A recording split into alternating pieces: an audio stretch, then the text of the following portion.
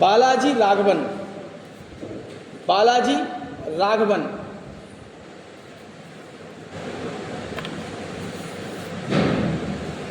ये लिखा है बालाजी राघवन बनाम भारत संघ।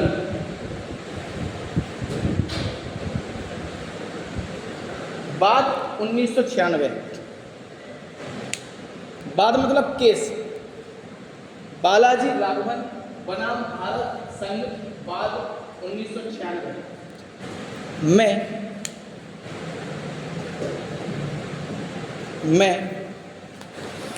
सर्वोच्च न्यायालय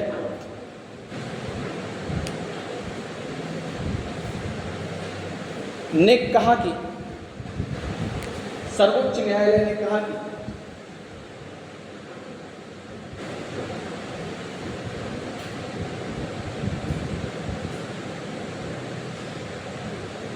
भारत रत्न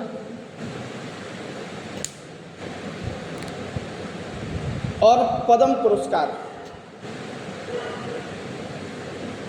भारत रत्न और पद्म पुरस्कार, पद्म पुरस्कार में कितनी श्रेणियां होती हैं?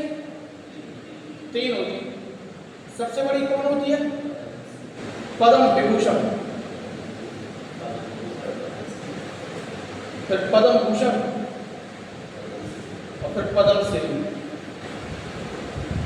ये है ना, ये 3 होती हैं। तो पद्म पुरस्कार में है कि 3 श्रेणियां होंगी, एक ये, दूसरी ये और तीसरी ये, ठीक है ना। इस साल कितने लोगों को मिला पद्म पुरस्कार? इस बार कितने लोगों को मिला पद्म पुरस्कार? इस साल कितने लोगों को मिला? करंट अफेयर पढ़ते नहीं पढ़ते अपन? 3 लोगों को मिला, 139 हैं, 139 इतने लोगों को मिला है। एक बार देख लेना, ठीक है। सबसे कम जो व्यक्ति शामिल होंगे वो पद्म विभूषण में होंगे। इसके बाद फिर थोड़ी संख्या बढ़ेगी पद्म भूषण में, फिर बहुत सारे व्यक्ति आएंगे पद्म श्री में। ये क्रम पूछ लो तो भैया क्रम से बता दो कौन बड़ा है, इससे कौन छोटा है, कौन छोटा है। जब भी पेपर में आएगा ऐसे ही आएगा, आ चुका है ये पुरस्कार। ये नाम तो कई बार आया कि कितने लोगों को मिला। तो 2025 में जो बांटे ना राष्ट्रपति द्वारा, वो कितने लोग हैं। कई बार ये क्वेश्चन पूछते हैं इसमें पद्म पुरस्कार में कि कौन विदेशी है। अगर किसी विदेशी को मिला तो वो विदेशी, ठीक है ना। जैसे अपने यहाँ जो मारुति सुजुकी, मारुति भारत की है, एक सुजुकी है वो जापान है ना। तो वहाँ के व्यक्ति थे, उनका नाम याद नहीं आ रहा हमें, उनकी डेथ हो गई, मृत्यु हो गई कुछ समय पहले अभी, तो उनको विभूषण मिला है ना, उनको पद्म विभूषण मिला है। कई बार ये क्वेश्चन आता किसको मरणोपरांत मिला, मरने के बाद मिला। ये क्वेश्चन पुराने पेपरों में आ चुके हैं। अगर वो आपसे पद्म पुरस्कार पे ही क्वेश्चन पूछे ना तो सीधा लिख देंगे कि पद्म पुरस्कारों के संबंध में इनमें से कौन से कथन सत्य हैं या असत्य है कौन सा। तो पहला लिखेंगे कि पद्म पुरस्कार इस वर्ष कुल मिला के 139 या 140 लोगों को दिया गया, ऐसे लिख देंगे, ठीक है। दूसरा फिर पूछेंगे कि इनमें से इतने लोगों को पद्म विभूषण, इतने को पद्म भूषण, इतने को पद्मश्री प्राप्त हुआ है। इनमें कितनी महिलाएं हैं, है ना, और इनमें कितने व्यक्ति हैं जिनको मरने के बाद मिला। कई बार वो नाम पूछ लेते कि इस व्यक्ति को अगर पद्म पुरस्कार मिला है या पद्म विभूषण मिला है तो इसकी कैटेगरी क्या है, वो व्यक्ति क्या करता है, कला के क्षेत्र में है, खेल में है, समाज सुधार में है, किस क्षेत्र में है, ऐसे पूछ लेते। अगर वो देखो जिनको मिलेगा ये बड़े व्यक्ति तो हैं, उन्हीं को मिलेगा। अगर उनमें से कोई लेखक है या कोई किसी आंदोलन से जुड़ा हुआ है तो उसके आंदोलन का नाम पूछ लेंगे पेपर में। तो पद्म पुरस्कार पढ़ लेना घर जाके कितने लोगों को मिला, मोबाइल खोलना 10-15 मिनट में पूरा पढ़ के और कॉपी पे लिख डालना क्या है, ठीक है। क्या लिखा था?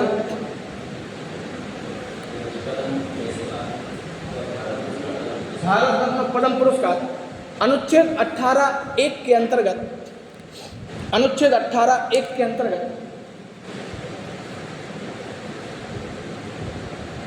अनुच्छेद 18(1) के अंतर्गत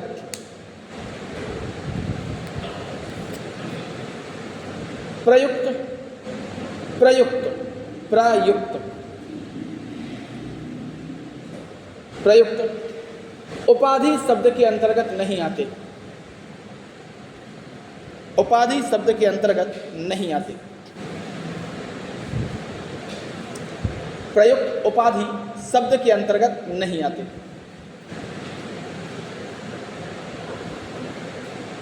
ठीक है, तो अपन ये कह सकते कि जो उपाधि है, उपाधि यानी टाइटल जो है, टाइटल नहीं लगाएगा कोई व्यक्ति, उपाधि का प्रयोग नहीं करेगा, ये है। दूसरी बात, अनुच्छेद 18(1) में जो उपाधि की परिभाषा दी गई है या अनुच्छेद 18 में जो उपाधि बताई गई है, उस उपाधि में ना तो भारत रत्न शामिल होगा ना पद्म पुरस्कार होंगे। ये अगर किसी व्यक्ति को ये मिलते हैं तो व्यक्ति उनका प्रयोग नाम के साथ नहीं करते, सामान्य तौर पे अलंकृत नहीं होते, यूज नहीं करते, इसलिए ये इसमें शामिल नहीं होते। तो फिर ये पद्म पुरस्कार फिर लगातार बांटे गए, कोई दिक्कत नहीं है। ठीक है, केस पूछते हैं, किस केस में, ये ध्यान रखना। अगली हेडिंग देना, स्वतंत्रता का अधिकार, स्वतंत्रता का अधिकार, स्वतंत्रता का अधिकार। कहां से कहां तक है ये? संविधान के भाग 3 में 19 से 22 तक स्वतंत्रता का अधिकार।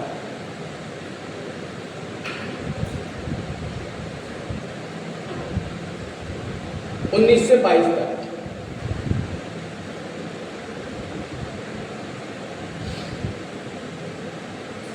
उन्नीस, 20, 21, 22 कितने हो गए?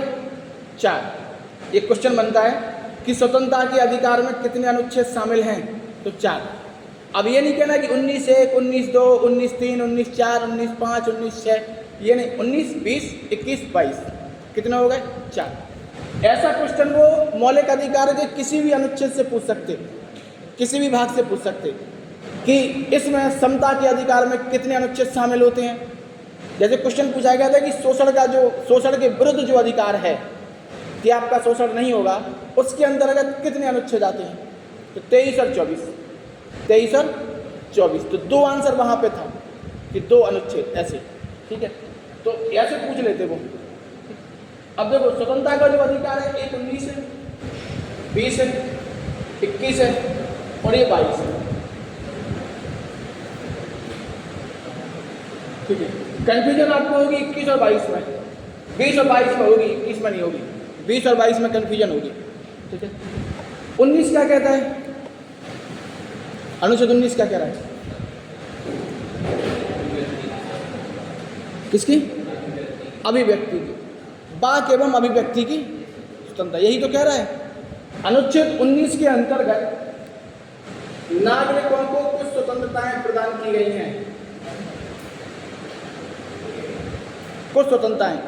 ये स्वतंत्रताएं आपको अगर नहीं मिलती तो आपको कोई मतलब ही नहीं था फिर नागरिक होने का या फिर मौलिक अधिकार मिलने का। अपने यहाँ कहावत है कि उठाई जीप तलुआ से मार दई, कुछ भी बोल देते। अभी जैसे सीज फायर हुआ था तो कुछ नहीं चल रहा था कि अरे वो 56 इंच का सीना 16 इंच का हो गया, ये हो गया, वो हो गया, इस टाइप से नहीं हुए, कुछ डायलॉग चले। ठीक है, कि वो युद्ध चल रहा था, जीत रहे थे, तुमने रोक दिया, इस टाइप से। ये तो कुछ भी बोल दिया। तो ये जो वाक अभिव्यक्ति की है, 2 शब्द आते हैं, एक आता वाक, एक आता अभिव्यक्ति। तो आपका जो दृष्टिकोण है, आप जो बोल रहे हो, वो आपको रोका नहीं जाएगा बोलने से, और आप जो अभिव्यक्त करना चाहो वो भी कर सकते। लेकिन आपके द्वारा बोलने से या आपके द्वारा वाक एवं अभिव्यक्ति से किसी को नुकसान होता है तो आपको रोका जाएगा। अभी तुम खड़े होकर किसी को गाली देने लगो मोहल्ले में खड़े होके, तो मोहल्ले वाले पुलिस नहीं बुलाएंगे, पहले तो वो तुम्हें सुधार देंगे, अगर नहीं सुधार पाएंगे तो पुलिस बुलाएंगे, तो पुलिस सुधार देगी। भैया क्या है ना। तो वाक का मतलब कुछ भी नहीं होता है। जैसे कुछ समय पहले एक विशेष यूनिवर्सिटी में दिल्ली में एक नारे लगे थे कि भारत तेरे टुकड़े होंगे, नहीं लगे थे, है ना। काफ़ी चर्चा में वो रहा था मैटर, है ना, कि भारत की बर्बादी तक जंग रहेगी जारी, है ना। ये कुछ डायलॉग आए थे। ठीक, तो बोल सकते क्या, आप अपने घर में हो और अपने घर में रह के अगर कह दोगे कि इस घर का तो नाश होगा, कह दोगे? अब कह दिया और घर में सब लोग बैठे हैं, तो फिर समझ रहे हैं ना। तो यही राष्ट्र के साथ है कि आपके द्वारा जो बोला जाएगा या जो कुछ होगा वो सकारात्मक होगा। राज्य आपसे आशा करता है कि आप सकारात्मक रूप में अपना दृष्टिकोण रखेंगे। नकारात्मक आप हो सकते हैं, अगर आपको लग रहा है कि ये गलत है तो उसका विरोध होगा, ठीक है, गलत का विरोध होगा। लेकिन ऐसे नहीं होगा कि आप अपने संवैधानिक अधिकारों को तो मान रहे हो लेकिन दूसरों के संवैधानिक अधिकारों की बिल्कुल इज्जत नहीं कर रहे हो, ऐसे नहीं होगा, ठीक है ना। इसमें लिखना, इसमें लिखना अनुच्छेद 19, अनुच्छेद 19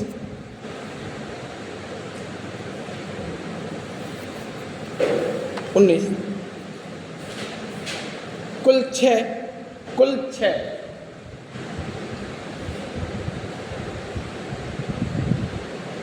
स्वतंत्रताएं, अनुच्छेद 19 कुल 6 स्वतंत्रताएं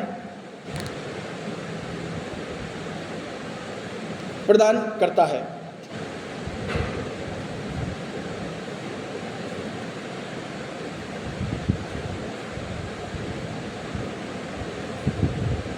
कितनी प्रदान करता है? 6।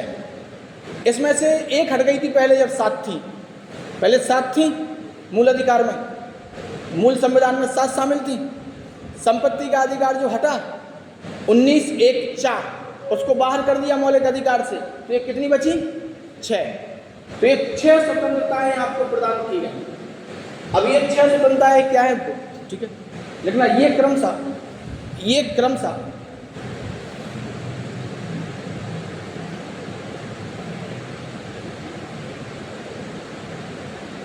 नंबर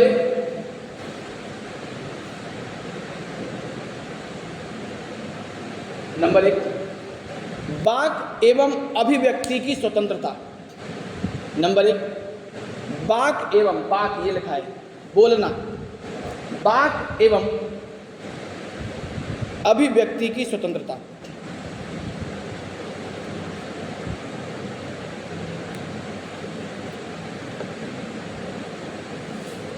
इसको अपन कह सकते हैं कि अपने विचारों एवं दृष्टिकोणों को अभिव्यक्त करने की स्वतंत्रता। आपके दिमाग में कुछ आया तो आपने अपने दोस्त को बता दिया कि भैया यार पेपर है, अपन को ऐसे ऐसे करना है। या फिर आप कोई बिजनेस कर रहे हो, कुछ भी कर रहे हो, आपके दिमाग में कोई आइडिया आया, वो आइडिया आपने यूज किया और अपना बिजनेस आगे बढ़ा लिया। या आप भाषण दे रहे हो, ठीक है, तो ये स्वतंत्रता है। अपन उसको कहेंगे बोलने की और अपने अंदर जो विचार आ रहे हैं उन विचारों को सामने रखने की स्वतंत्रता। जो दृष्टिकोण हमें लग रहा है कि ऐसा होना चाहिए, या हमारे मन में कोई बात आई है वो अपन रख रहे हैं, बातचीत कर रहे हैं, ये स्वतंत्रता। अगर ये स्वतंत्रता नहीं होती तो भी हम भी पढ़ा नहीं पा रहे होते, ना आप लोग बात कर पा रहे होते, ना जो मन में आया कि चलो आज समोसा खाने चलते हैं, तो कोई कह रहा है कि चलो घर पे मंगाएंगे, तो हमारे मन में आया समोसा खाना है, हमने आपसे कहा पे बैठ के खा रहे हैं, अभिव्यक्त हो गया। या अपने मन में आया कि चलो आज जन्मदिन है, अपना जन्मदिन कहाँ मनाएंगे? किसी ऐसे जगह मनाएंगे जहाँ गरीब बच्चे रहते हैं, है ना, किसी विधवा आश्रम में या वृद्धाश्रम में या अस्पताल में, इस टाइप से। तो ये तो पॉजिटिव है कि नेगेटिव है? पॉजिटिव है। तो ये तो वाक एवं अभिव्यक्ति, वाक को अपन लोग सामान्य रूप से कह सकते हैं अपने शब्दों में बोलना, ठीक है। अपन नहीं कहते कि बोलो तो भैया कुछ, चुप क्यों हो? जब तक बोलोगे नहीं तब तक कैसे काम चलेगा? तुम दुकान पे गए कपड़े लेने और खड़े हो गए, उसको पता ही नहीं था क्या चाहिए, तो अंतर्यामी थोड़ी है वो कि समझ जाएगा, है ना, तो बताना तो पड़ेगा। तो ये स्वतंत्रता है, आप बोलोगे, ठीक है ना। दूसरा, अभिव्यक्त करोगे, आप उसको बताओगे दुकानदार को कि आपको कैसे कपड़े चाहिए, क्या चाहिए, समझ रहे? उसको बताओगे आप कि आपको क्या चाहिए, ठीक है। हमारा भतीजा था, कल लेके गए उसको, कल ली, तो पता नहीं उसने कहाँ देख लिया, तो कह रहा था कि हमें पैंट चाहिए, एक इतना रहेगा और एक यहाँ से इतना रहेगा, एक कितना रहेगा पूरा, एक कितना रहेगा। भी बाजार में बोल रहा था, हमने कहा ऐसा नहीं होता कोई पैंट, कह रहा हम तो देखा है एक पहने थे, अक्षय कुमार को देख लिया होगा, वो एक पैंट ऐसे चढ़ाए रहे थे और एक पूरा रहता नीचे। तो वो बोल तो रहा है, अगर वो नहीं बोलेगा तो फिर कैसे? कुछ बच्चे नहीं होते, उनके पिताजी पूछते हैं बोलो क्या चाहिए, बोलते नहीं, चुपचाप खड़े, नहीं चाहिए कुछ, है ना। तो ये दो शब्द हो गए। बोलना, अभिव्यक्त का मतलब क्या है, जो अंदर आया वो एक्सप्रेस करना, ठीक है। जब वहाँ पर ये नारे लगे ना कि भारत तेरे टुकड़े होंगे, इंशाअल्लाह इंशाअल्लाह, ऐसे शब्दों का प्रयोग किया गया, या फिर भारत की बर्बादी तक जंग रहेगी जारी, ऐसे शब्द, तो इन पर इनका विरोध हुआ तो लोगों ने कहा ये तो इनकी अभिव्यक्ति की आज़ादी है। तो ऐसी कैसी अभिव्यक्ति की आज़ादी है कि आप जिस राष्ट्र में रह रहे हो उस राष्ट्र के विरोध में ही बात कर रहे हो? भाई ऐसी कैसी अभिव्यक्ति की आज़ादी है ना। तो ये अभिव्यक्ति की आज़ादी नहीं हो सकती। अब कोर्ट तय करेगा, सुप्रीम कोर्ट तय करेगा कि आपकी अभिव्यक्ति की आज़ादी क्या होगी, है ना। ये है, तो ये दो शब्द हैं। अभिव्यक्ति मतलब कोई दृष्टिकोण है, कोई विचार है, उसको प्रस्तुत करना, ठीक है ना। नोबेल पुरस्कार मिलता है, तो नोबेल पुरस्कार जब बढ़ते हैं ना, तो आप देखना जो न्यूज़पेपर में आता है या मैगजीन में आता है, तो आप देखना उसमें ये लिखा रहता है कि किसी एक मुद्दे को सुलझाने के लिए इन्होंने अपनी बहुत मेहनत की, रिपोर्ट प्रस्तुत की, उसमें बताया, उसमें विचार दिया, उस विचार को नोबेल पुरस्कार मिला हुआ है। जो विचार दिया ना, उस विचार से जो समस्या थी वो सॉल्व हो गई, इसलिए उसको क्या है, नोबेल पुरस्कार मिला है। तो जब तक वो अभिव्यक्त नहीं करेगा तब तक वो दुनिया के सामने आएगी नहीं, दुनिया के सामने नहीं आएगी तो कैसे मिलेगा, ठीक है ना। ये सब ध्यान रखना। देखना इसके अंतर्गत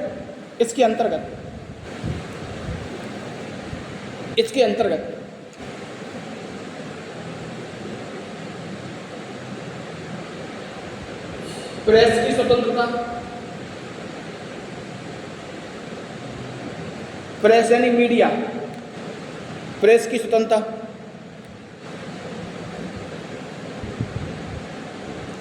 वाणिज्यिक भाषण देने का अधिकार, वाणिज्यिक भाषण देने का अधिकार,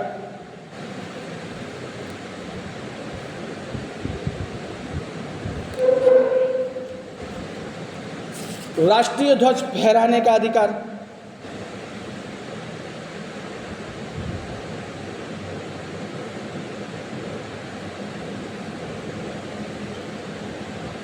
राष्ट्रीय ध्वज फहराने का अधिकार, जानने का अधिकार, राइट टू नो,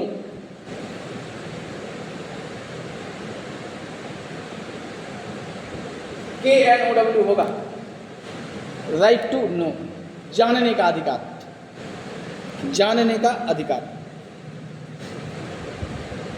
चुप रहने का अधिकार,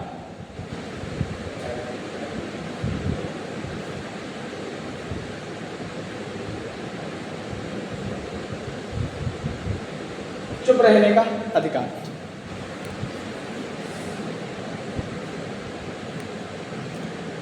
ये कब आया था? एक केस आया था इमैनुअल नाम का, 1986 के आसपास, राष्ट्रगान से संबंधित था। क्योंकि राष्ट्रगान जब चल रहा हो तो आप चुप रह सकते, तब आया था। अब राष्ट्रगान बज रहा है, अपन लोग खड़े हैं, चुप हैं, और कुछ लोग गा रहे हैं, तो कोर्ट ने कहा कि कोई दिक्कत नहीं है, रह सकते। लेकिन जैसे ही राष्ट्रगान बज रहा है कहीं और आप खड़े हो गए, तो आप मुंह से बोलो या ना बोलो, लेकिन अंदर से तो मन में चल ही रहा है। चलता है कि नहीं चल रहा है? अंदर से तो मन में चल ही रहा है। आप करके देख लेना ऐसे। गाना अगर कहीं बज रहा है, भले आप मुंह से गाओ नहीं गाओ, लेकिन दिमाग में तो चल ही रहा है, नहीं चल रहा है, तो बस वही है। तो ये तो चुप रहने का अधिकार है। कोर्ट ने कहा कि जिस प्रकार व्यक्ति को बोलने का अधिकार है, उसी प्रकार उसे चुप रहने का अधिकार है ना। तो आप चुप रह सकते हैं। लेकिन पुलिस के सामने पुलिस ने आपसे कुछ पूछा कि भैया हेलमेट कहाँ है, फिर तुम कह रहे हैं कि नहीं हम नहीं बोलेंगे। क्यों नहीं बोलेंगे? क्योंकि चुप रहना हमारा मौलिक अधिकार है। तो फिर तो ऐसी जगह तो नहीं है ना, तो फिर ऐसी जगह तो फिर वो बुलवा लेंगे। एक रणदीप हुड्डा की एक फिल्म में कोई उसका एक डायलॉग वो चलता रहता है इंस्टा पे कि 2-3 चोर पकड़े जाते हैं, तो रणबीर हुड्डा उससे पूछता है एक चोर से कि क्या नाम है, क्या है, क्या किया तुमने ऐसे। तो एक दूसरा बोलता है कि वो नहीं बोलेगा। तो रणबीर हुड्डा कहता है कि हरियाणा पुलिस है, इसके सामने तो गूंगे भी बोलते हैं। तो वो कहता है साहब गूंगा ही है, बुलवा लो, है ना। वो कहता है गूंगा ही है, बुलवा लो। तो ये स्थिति तो अलग है ना। अब गूंगे से क्या बुलवाएंगे? तो यहाँ पर कोर्ट ने कहा, इमैनुअल नामक केस आया था। अपन को सारे केस ध्यान नहीं रखने, जो खास खास केस हैं वही अपन लिख लेंगे कॉपी पर। तो उन्होंने कहा कि जिस प्रकार से वाक एवं अभिव्यक्ति की स्वतंत्रता है, उसी प्रकार से चुप रहने का अधिकार भी है। ठीक है, इसी में लिखना, इसी में मतदाता को सूचना का अधिकार, मतदाता को सूचना का अधिकार। आपके घर पे पर्ची आती वोट डालने की? आती कि नहीं आती? आती है। अगर नहीं आती तो बन जाके ले लेते हैं, लेकिन आती है, BLO दे देता है, या फिर जो चुनाव के प्रत्याशी हैं वो दे देते हैं। तो पर्ची आती है, वही है मतदाता को जानने का अधिकार कि हमारे यहाँ नाम है कि नहीं है, ये सब। और मतदाता को ये भी जानने का अधिकार है कि जो प्रत्याशी सामने खड़ा है उसके पास कितनी संपत्ति है, कितना क्या है, वो क्या करता है, कितने मुकदमे हैं उसके ऊपर। तो आप देखना, जब भी चुनाव होता है तो सरकार वो कोर्ट में हलफनामा, वो अपना एक हलफनामा जारी करते, जो अधिकारी को देते हैं लिख के, उसमें सब लिखते कि हमारे पास क्या क्या है। अभी कुछ दिन पहले सुप्रीम कोर्ट के जजों के बारे में आया था कि सुप्रीम कोर्ट के जज के बारे में, जज के पास इतनी इतनी संपत्ति है। अपने आप देखना, जब भी कोई व्यक्ति, अगर मान लो अपने सांसद जी या विधायक जी या चुनाव लड़ेंगे, तो ये अपनी संपत्ति बताएंगे कि हमारे पास कितनी है। इनकी संपत्ति का मतलब है जो इनके नाम हो या इनकी पत्नी के नाम हो। तो वो कहेंगे हमारे नाम केवल एक मकान है, एक स्प्लेंडर, वही पुरानी, और घूम रहे फॉर्च्यूनर से। ठीक है, लेकिन नाम क्या है? जो आपके नाम होगा वही मानी जाएगी, जो कैश आपका जमा होगा, वो कितना सोना चांदी है, ये सब। तो वो जानने का अधिकारी तो है। तो मतदाता को ये जानने का अधिकार है कि वो जिसको वोट दे रहा है, जो जो प्रत्याशी चुनाव लड़ रहे हैं, उनके पास क्या है क्या नहीं है, कहाँ तक पढ़े लिखे हैं, अनपढ़ हैं, कानून के दायरे में आते हैं या कानून के व्यक्ति हैं, या फिर कानून को मानने वाले हैं कि कानून को तोड़ने वाले हैं। ये सब जानकारी आपको होगी। आप ये मांग सकते हो, किससे मांगोगे? चुनाव आयोग से। वो वैसे ही दे देगा, पहले ही दे देता चुनाव आयोग। आप देखना, जब भी चुनाव होता है तो अपने अखबार में आता है कि विधायक जी के पास है 50 लाख की संपत्ति या 25 लाख की संपत्ति, है ना। तो अपन कह दिया 50 लाख की संपत्ति है, 10 तो गाड़ियों से घूम रहे, नहीं कहते। तो फिर ये तो विधायक जी के पास का मतलब क्या है? विधायक जी के नाम जो है, उनकी पत्नी के नाम जो है, फिर लिखा रहेगा इनकी पत्नी के नाम ये है, फिर बच्चों के नाम अलग से लिखा होगा। अब विधायक जी के साले के नाम क्या है, साली के नाम क्या है, फूफा के नाम क्या है, ये तो फिर अलग मैटर है, ये नहीं होगा शामिल। ठीक है, तो मतदाता को ये जानने का अधिकार यहाँ पर है। ठीक है, आगे रखना, विदेश जाने का अधिकार।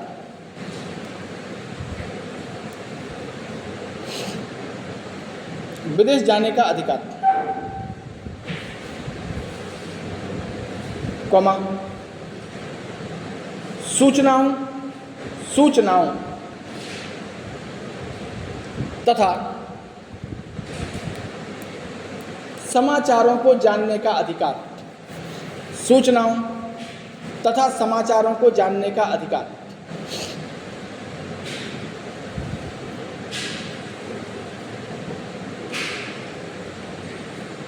एक केस आया था, प्रभुदत्त बनाम भारत संघ 1982। प्रभुदत्त बनाम भारत संघ 1982। इस केस में ये कहा गया था कि समाचार को जानने का अधिकार है, सूचनाओं को जानने का अधिकार है। जैसे मान लो अपने प्रधानमंत्री ने इंटरव्यू दिया किसी को, तो फिर वो क्या होता है, टीवी पे आता है, तो जानने का अधिकार है अपना कि भैया PM ने क्या बोला। जैसे अभी ये चल रहा था, ऑपरेशन सिंदूर वगैरह चल रहा था, तो ऑपरेशन सिंदूर में क्या हुआ, जो कुछ हुआ उसके बारे में लोगों ने बताया। जो अधिकारी नियुक्त किए गए उन लोगों ने जानकारी दी मीडिया को, और मीडिया के माध्यम से वो किसके पास आ गई, अपने पास आ गई। सबसे बाद में कौन आया, प्रधानमंत्री, सबसे बाद में, अंत में आए। तो अंत में उनका भाषण सुना था, नहीं सुना था? सुनना, जो उन्हें आर्मी के जो चीफ ने दिया वो सुनना, जो आर्मी के अधिकारी थे, उसके बाद प्रधानमंत्री का, है ना। वो क्या कह रहे थे कि पानी और रक्त एक साथ नहीं बह सकता, या तो पानी बहा लो या रक्त बहा लो, है ना। ये उन्होंने कहा ये शुरुआत है, अभी ये कार्यक्रम समाप्त नहीं हुआ, ये कार्यक्रम चलेगा, लंबा चलेगा। और विदेश मंत्री ने कल ही तो कहा है कि हमें ये आतंकवादी चाहिए, तुम्हारे पास 2 ऑप्शन है, या तो तुम वो हमें दे दो, नहीं तो हम घुस के मारेंगे, कोई ऑप्शन नहीं है तुम्हारे पास। कुछ आतंकवादी जो हैं, है ना, जैसे हाफिज सईद हो गए, एक वो हो गया, दाऊद इब्राहिम हो गया, ये चाहिए उन्होंने कहा, अगर तुम नहीं दोगे तो हम घुस के मारेंगे। और फिर उन्होंने ये भी कहा कि पाकिस्तान को पता है उसको क्या करना है, उसको पता है कि क्या करना है, तो समझ रहा है। अगर वो नहीं करेगा तो यहाँ से ये करेंगे। इसका देखो कई फायदे इसके होते हैं। एक तो देखो सबसे बड़ा फायदा है कि राष्ट्र एकता में, ठीक है, राष्ट्र को बचाने के लिए। उसके बाद फिर राजनीतिक फायदा भी होता है, वोट बैंक में भी फायदा होता है। ये सब भाई कोई भी सरकार हो, कोई व्यक्ति वो अच्छा काम क्यों करेगा, कुछ ना कुछ तो स्वार्थ उसका होगा, XYZ, ठीक है ना। ये तो यहाँ पे देखो मतदाता को ये या सूचना को, तो साक्षात्कार जो होते हैं ना, इंटरव्यू जो होते हैं, वो आपको जानने का अधिकार है, ठीक है। आगे रखना, इसी में रखना, आंखों देखा हाल, आंखों देखा हाल जानने का अधिकार, आंखों देखा हाल जानने का अधिकार।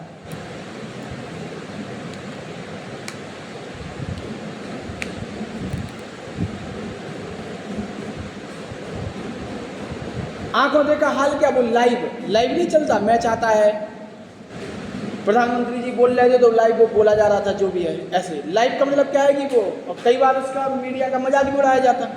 जैसे राजू श्रीवास्तव का एक डायलॉग है कि वो एक कॉमेडियन है, राजू श्रीवास्तव थे, तो वो उनसे पूछा, वो बताते हैं कि मीडिया कैसी है, तो वो बताते कि मीडिया वाले ने एक व्यक्ति से पूछा कि बम कैसे फटा, तो एक व्यक्ति बताता है कि पहले बम मेरे पास आया, फिर मुझसे पूछा कि मैं बम हूँ, तुम कहो तो फट जाऊँ, तो वो कहता है कि हाँ फट जाओ। तो ये तो मीडिया ही लाइव दिखा रही ना, तो लाइव देखने का अधिकार है आपका, ठीक है ना। ये सब कुछ होंगे, लेकिन हड़ताल करने का अधिकार मौलिक अधिकार नहीं है। आप प्रदर्शन कर सकते हो, आप धरना दे सकते हो, लेकिन आपका प्रदर्शन और आपका धरना अगर हिंसक हो गया या उच्छृंखल हो गया तो गलत होगा। फिर आप चुपचाप जाओ घंटा घर पे, परमिशन लेके बैठ जाओ, चटाई बिछा के, चदरा बिछा के कि लो हम धरना दे रहे हैं, परमिशन लेके, कोई दिक्कत नहीं है। लेकिन आपके बैठने से वहाँ पर कोई हंगामा हो गया तो इसकी जिम्मेदारी आपकी है। अभी पहले क्या होता था कि जब हंगामा होता था ना, मारपीट होती थी, हिंसा होती थी, तो गाड़ियों में आग लगा देते थे, मकान टूट, दुकानें लूट लेते थे। अब ये कहा कि ठीक है भैया तोड़ दो, 2 दिन बाद आपके घर पे एक लेटर आएगा कि ये गाड़ी में आपने आग लगाई थी, इसका पैसा दो। अपने यहाँ यही तो होता है यूपी में। तो उसमें हिंसा क्या हो गई, बहुत कम हो गई, हुई कि नहीं हुई। हिंसा में जो नुकसान होता है वो आम जनता को होता है। आपकी गाड़ी खड़ी, आग लगा दी तो संपत्ति जली, वो राष्ट्र की और आपकी है। तो अब सरकार क्या करती है अपने आगे की, वो कहती ठीक है लगा दी, ऊपर वो चल रहे हैं ड्रोन वगैरह, उनसे आप रिकॉर्ड हो रहे हो, आप रिकॉर्ड हो रहे, अब भैया कल हम आपके पास भेजेंगे लेटर कि ये गाड़ी जो 50,000 की आग लगाई, 50,000 तुम दोगे, नहीं दोगे तुम्हारा घर गिरा देंगे। समझ रहे आप बात को। तो ये ट्रेनों में आग लगा देते थे, बसों में आग लगा देते थे, है ना। तो ये नहीं होगा। आप हड़ताल नहीं करोगे, हड़ताल बिल्कुल नहीं हो सकती। हड़ताल अगर करोगे तो उत्पादन प्रभावित होगा, उत्पादन प्रभावित होगा तो महंगाई बढ़ेगी, महंगाई बढ़ेगी तो गरीब व्यक्ति के मुंह से निवाला छीना जाएगा। मतलब क्या है कि सिंपल सी बात सोचो, आप किसी दूध की कंपनी में अपन सब लोग काम करते हैं, अपन ने हड़ताल कर दी और दूध क्या हो गया, दूध की डिमांड ज़्यादा है, हड़ताल करी तो कंपनी बंद हो गई, 2-3 दिन के लिए फैक्ट्री बंद है, दूध का उत्पादन या दूध बढ़ ही नहीं पा रहा है, पहुँच नहीं पा रहा देश में। तो ऐसे में नुकसान किसको होगा, छोटे छोटे बच्चे हैं जो अस्पताल हैं, है ना, जो दैनिक नीड है। तो दूध के दाम अचानक क्या होंगे, बढ़ जाएंगे। जब दूध के दाम बढ़ेंगे तो गरीब तो ले ही नहीं पाएगा। तो ये नहीं होगा, ये नहीं हो सकता, ठीक है ना। तो हड़ताल क्या है, हड़ताल 19(1) के अंतर्गत आपका मौलिक अधिकार नहीं आता। ध्यान रखना, पेपर में क्वेश्चन ऐसे ही आता पुलिस के दरोगा में कि इनमें से क्या मौलिक अधिकार नहीं है, तो हड़ताल नहीं कर सकते आप। हड़ताल भी होती है तो हड़ताल में सूचना दी जाती है, कारखाना अधिनियम वगैरह आप पढ़ोगे कभी तो उसमें लिखा है कि हड़ताल कैसे होगी, बताना पड़ेगा कब करोगे, इस टाइप से, कितने दिन की होगी, ऐसे तब अनुमति मिलेगी तब करोगे, अदरवाइज नहीं करोगे। ठीक है, लिखना है इसमें, इसी में लिखना। प्रदर्शन, प्रदर्शन, ये लिखना है, प्रदर्शन और धरना का अधिकार तब तक है, प्रदर्शन और धरना का अधिकार तब तक है जब तक, प्रदर्शन और धरना का अधिकार तब तक है जब तक यह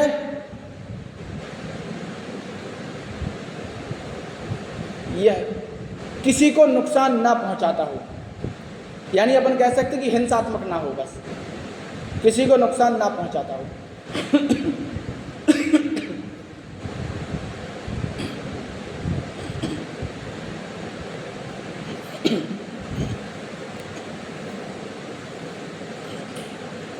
ठीक है ना। आप प्रदर्शन करोगे, धरना दोगे, घर पे बैठ गए आपकी, नहीं हम नहीं खाएंगे खाना जब तक गाड़ी नहीं दिलाई, या जब तक हमारी शादी नहीं कराई, हम नहीं खाएंगे, हम नहीं पढ़ेंगे, है ना, ऐसे तो कोई दिक्कत नहीं है, बैठे हो साइड में। लेकिन जैसे ही तुमने सामान उठा के यहाँ वहाँ फेंका, है ना, तो घर की जो शक्तियाँ हैं वो एक्टिव हो जाएंगी तुम्हारे प्रदर्शन को कुचलने के लिए, और बुरी तरह कुचला जाएगा, इस तरह से कुचला जाएगा कि तुम दोबारा प्रदर्शन, ऐसा प्रदर्शन ना कर पाओ। समझ रहे आप? तो ये है, यही राष्ट्र के साथ होता है। आप घंटाघर पे जाओ, बैठो, कोई दिक्कत नहीं है, परमिशन ले लो, फिर बैठ जाओ, आपकी बात सुनी जाएगी, क्या है। लेकिन आप गए और बैठ गए और हंगामा करने लगे। एक यहीं की अपने यहाँ की घटना है, अपने यहाँ जो थे पूर्व जिला पंचायत अध्यक्ष थे सुषपाल यादव जी, अब तो खैर नहीं है अपने बीच में, लेकिन सुषपाल यादव जी थे। तो घंटाघर पे कोई व्यक्ति बैठा अनशन पे, तो सुषपाल यादव जी उसके साथ बैठ गए। तो वो जो बैठे थे वो बिना परमिशन के बैठे थे, तो अपने यहाँ के कोतवाल ने उनको उठा के जीप में डाल दिया था और कोतवाली भेज दिया था, क्योंकि तुम बैठे हो और इसी के साथ साथ तुम्हें देख के और लोग आके बैठ जाएंगे, और धीरे धीरे हो सकता है हंगामा हो जाए घंटाघर पे, तो नुकसान होगा यातायात को और जो व्यापार है उसको। तो उन्हें डाल दिया और कोतवाली भेज दिया। परमिशन से बैठते तो बैठ सकते थे, बिना परमिशन के बैठे थे, ये है। ठीक है, तो आप धरना कर सकते, प्रदर्शन दे सकते, आंदोलन होते नहीं है, लेकिन अनुमति देनी पड़ेगी, आपको लेनी पड़ेगी पहले, अनुमति लेने के बाद आप ये करोगे। लेकिन अगर आपके द्वारा किए गए कार्य से कोई हिंसा हो जाती है तो जिम्मेदार कौन होगा? आप। ठीक है ना, ये होगा यहाँ। तो ये स्वतंत्रताएँ आती हैं। लिखना, अनुच्छेद 19(1) का के अंतर्गत, अनुच्छेद 19(1) का के अंतर्गत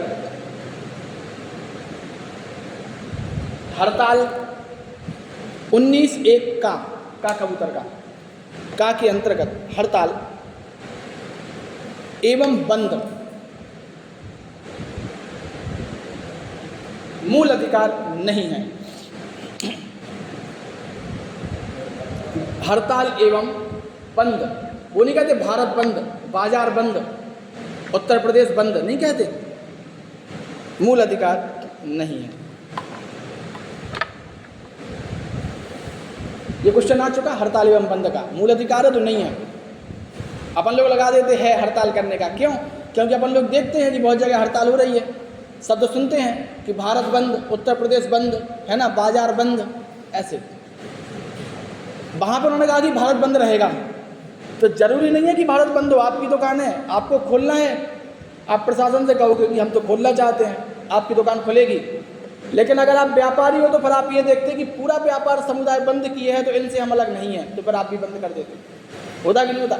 जबरदस्ती आपकी दुकान बंद नहीं करा सकते, जबरदस्ती आपकी दुकान बंद नहीं करा सकते। मौलिक अधिकार नहीं है, ध्यान रखना। ये क्वेश्चन कई बार आता है कि हड़ताल एवं बंद किस आर्टिकल के अनुसार मौलिक नहीं है मौलिक अधिकार। प्रदर्शन और धरना तो है, अनुच्छेद 19 एक व्यापक अधिकार है। ठीक है, ये तो अनुच्छेद 19 के 1 में था।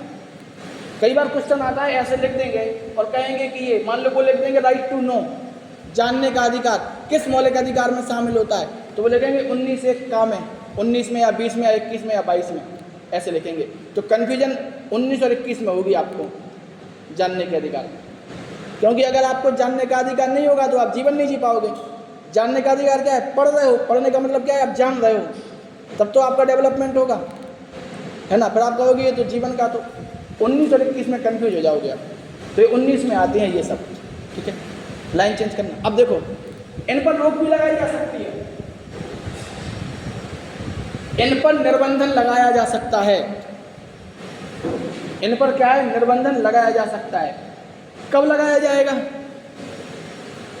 तब लगाया जाएगा जब आपके द्वारा इनका प्रयोग करके राष्ट्रीय एकता या अखंडता को कोई नुकसान हो रहा है, तो फिर रोक लगा देंगे। ठीक है, लिखना लिखना।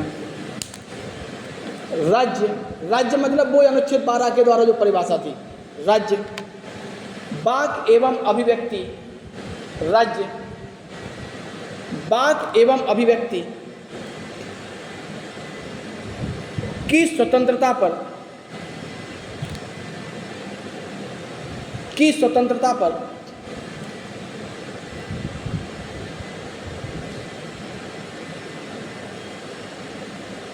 युक्ति युक्त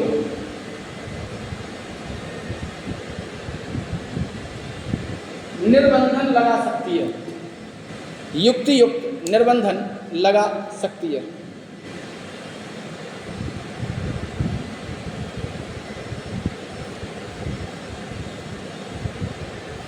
अपन लोग ये कहें कि वो कौन से आधार हैं जिन आधार पर राज्य के द्वारा अनुच्छेद 19(1) के द्वारा जो आपको मौलिक अधिकार मिले हैं उन पर रोक लगाई जा सकती है या उन पर कुछ युक्त निर्बंधन लगाए जा सकते हैं, वो आधार क्या हैं?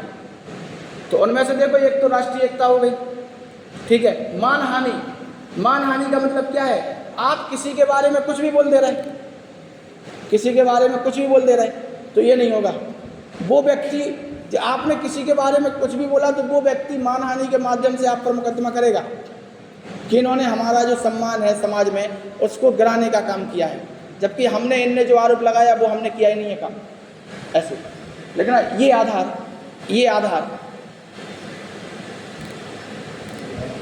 आधार भारत की प्रभुता,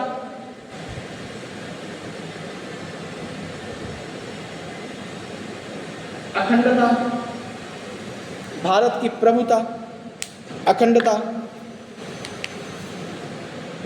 राज्य की सुरक्षा,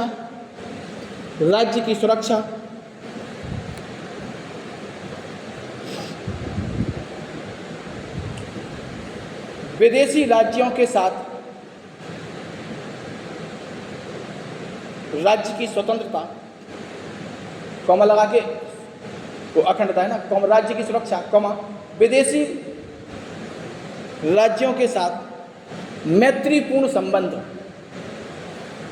विदेशी राज्यों के साथ मैत्रीपूर्ण संबंध। अच्छा, ये क्या है? जैसे मान लो भारत के संबंध इजराइल के साथ बहुत अच्छे हैं, रूस के साथ बहुत अच्छे हैं, और यहाँ का कोई नागरिक वीडियो बना के या यूट्यूब पे इजराइल को उल्टा सीधा बोले, और भारत के संबंध इजराइल के साथ कैसे हैं? अच्छे हैं। और रूस के साथ कैसे हैं? अच्छे हैं। अमेरिका के साथ अच्छे हैं। अच्छे तो पाकिस्तान के साथ भी थे, है ना, लेकिन उनकी हरकतों ने क्या कर दिया? इन संबंधों को दूषित कर दिया। जबकि उसको पता है कि पड़ोसी के मदद के बिना आगे नहीं बढ़ पाएंगे, हम और आप आगे नहीं बढ़ पाते पड़ोसी की मदद के बिना। जब घर में ताला लगा के जाते तो पड़ोसी से बोल के जाते कि देखते रहना, नहीं जाते। तो अगर आप मान लेते हैं रूस या इजराइल के साथ भारत के संबंध बहुत अच्छे हैं, और आप उनको वीडियो बना के क्या है कि दिखा रहा है कि नहीं ये गलत है, रूस ऐसा वैसा, और वो वीडियो वहाँ पहुँचा, तो वहाँ की जनता क्या करेगी? वहाँ की जनता अपनी सरकार से ये कहेगी कि देखो तुम मदद कर रहे हो, वहाँ के लोग तुम्हारे बारे में क्या सोच रहे हैं। तो सरकार पर दबाव नहीं आएगा, और सरकार पर दबाव आएगा तो सरकार क्या करेगी? एक्शन लेगी। और इससे क्या होगा? भारत और रूस के संबंधों में, हालांकि ऐसा नहीं होता है, समझदार लोग बैठे रहते, लेकिन फिर भी कि भाई ये अगर बीच में मैटर आ रहा है तो कौन?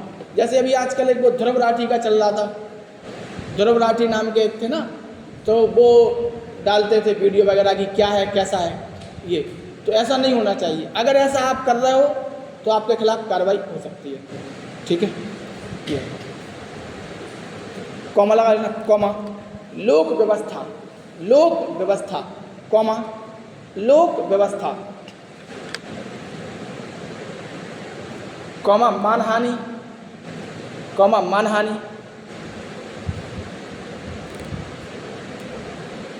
कॉमा शिष्टाचार और सदाचार के हित में, शिष्टाचार, कॉमा शिष्टाचार और सदाचार के हित में,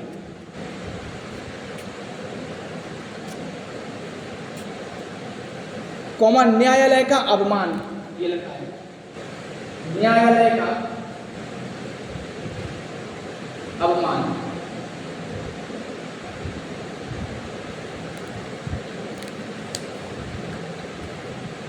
कॉमा अपराध के मामले में, कॉमा अपराध के मामले में। देखो इन सबको लागू करने के लिए आपके मौलिक अधिकारों पर उल्लंघन लगाया जा सकता है, निर्बंधन लगाया जा सकता है। ठीक है। जैसे मैंने पहला कहा, भारत की प्रभुता और अखंडता। भारत की प्रभुता बनाए रखने के लिए और अखंडता बनाए रखने के लिए आपका बोलना चालना बंद करा सकती है सरकार कुछ समय के लिए, ठीक है। लोक व्यवस्था में अगर आप ऐसे मोहल्ले में रह रहे हो जहाँ अच्छे लोग रह रहे, सब जगह अच्छे लोग रहते, और आप खड़े होकर गाली गलौज कर रहे हैं, माहौल ख़राब कर रहे हैं, तो ये नहीं कर पाओगे। लोक व्यवस्था, स्कूल के बगल में आप खड़े होकर कोई काम कर रहे हो, जैसे आजकल रील नहीं बनाते लोग, तो रील में वो ये भूल ही जाते कि वो क्या कर रहे हैं। तो हम तो कल ही देखा था अपने यहाँ जो न्यूज़ चैनल से जुड़े कि कोई है वो रील बनाता है, तो उसने एक न्यूज़ चैनल, उसने जो लोकल न्यूज़ चैनल नहीं होते, उसने उसकी वीडियो बना के डाली कि ऐसी प्रवृत्ति को रोका जाए, ये समाज को दूषित करते हैं। तो अगर वो कहेगा ये तो हमारी स्वतंत्रता है, तो तुम्हारी स्वतंत्रता तो है, लेकिन हमारी भी तो स्वतंत्रता है कि हम तुम्हें ना देखें। तुम हमारे सामने ही बार बार ये घटनाएं कर रहे हो, ये कृत्य कर रहे हो, तो फिर हमारा मौलिक अधिकार कहाँ गया। तो समाज को स्वच्छ बनाने के लिए भी आपके इन मौलिक अधिकारों को रोका जा सकता है, ठीक है। तो ये जैसे कि डीजे नहीं बजता है, 10 बजे तक बजेगा या 11 बजे तक, उसके बाद नहीं बजेगा। आपको दिक्कत है, कंप्लेन कर दो, नहीं बजेगा, ठीक है ना। ये है, पेपर चल रहा है और स्पीकर चल रहा है, चाहे मंदिर हो चाहे मस्जिद हो, कहीं भी चल रहा है। आपने कंप्लेन की पहले उन्हीं लोगों से, आप मंदिर गए उनको कह दिया, और मस्जिद गए वहाँ कह दिया, मान लो नहीं माने तो आपने फिर कंप्लेन की, भैया बच्चों के पेपर हैं, इनको या तो स्लो कराओ या फिर इनको बंद कराओ, तो प्रशासन फिर कराएगा। समझ रहे हैं आप बात को, या तो वो स्लो कराएगा या बंद करा देगा प्रशासन। क्यों? क्योंकि बच्चों के पेपर हैं। समझ रहे हैं आप बात को, तो ऐसे होगा, तो ऐसे लगा सकते हैं, ठीक है। लाइन चेंज करना, ये ध्यान रखना, दरोगा में कोई ऐसी पूछते उल्टे सीधे क्वेश्चन, ठीक है। लाइन चेंज करना, लिखना।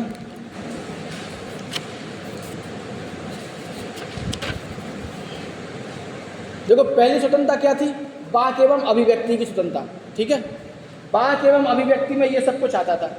अब नंबर 2 डालना, नंबर 2, शांतिपूर्ण एवं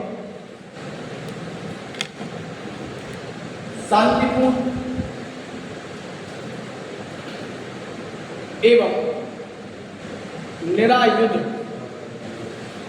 शांतिपूर्ण एवं निरायुध सम्मेलन की स्वतंत्रता, शांतिपूर्ण एवं निरायुध सम्मेलन की स्वतंत्रता, निरायुध सम्मेलन की स्वतंत्रता।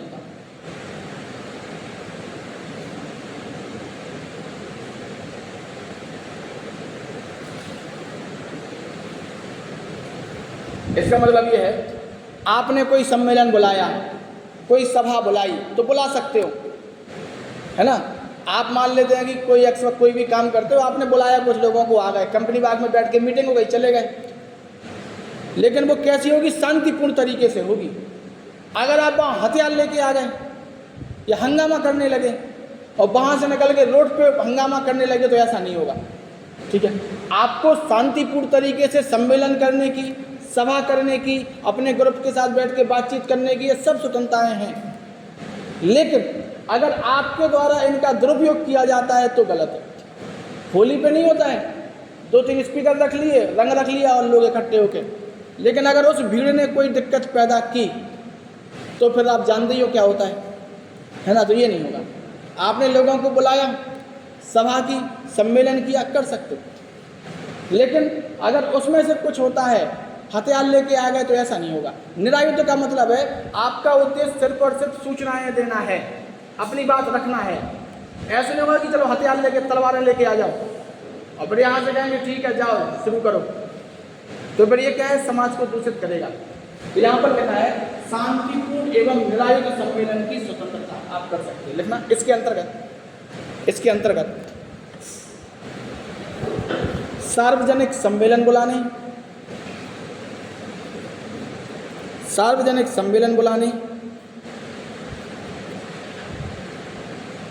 करने, सार्वजनिक सम्मेलन बुलाने, सभा करने और जुलूस निकालने का अधिकार शामिल है। जुलूस निकालने, सार्वजनिक सम्मेलन बुलाने, सभा करने और जुलूस निकालने का अधिकार शामिल है।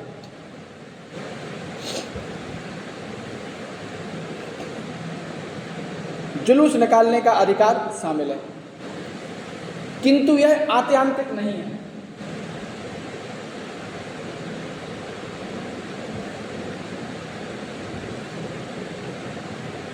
किंतु यह आत्यांतिक नहीं है।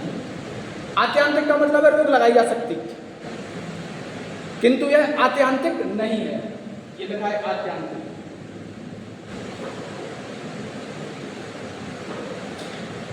आत्यांतिक नहीं है मतलब लोग रोक लगाई जा सकती। कैसे?